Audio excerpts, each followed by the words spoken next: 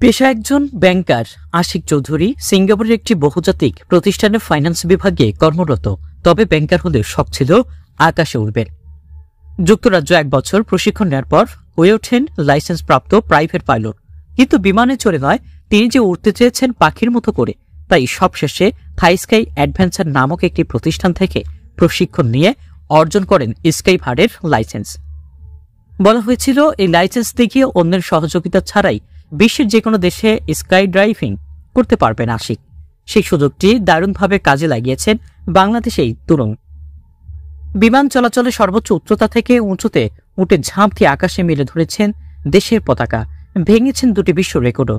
এবার তিনি নাম লেখাতে চলেছেন গিনেস বুক অব ওয়ার্ল্ড রেকর্ডসে। গত মে মাসের শেষ সপ্তাহে যুক্তরাষ্ট্রের মেমফিসে বিমান থেকে লাফ দিয়ে বিশ্ব রেকর্ড করার প্রচেষ্টা চালান আশিক। ওয়ার্ল্ড এয়ার স্পোর্টস ফেডারেশনের পরিসংখ্যান অনুযায়ী 41,795 ফুট উঁচু দিয়ে উড়ে যাওয়া বিমান থেকে লাফ দেন তিনি।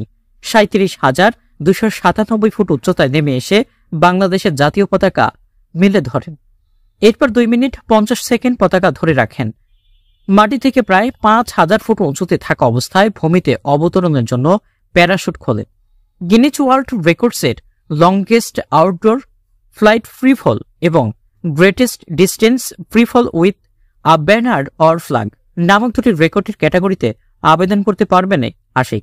শিগগিরই তিনি আবেদন করবেন বলে জানা গেছে।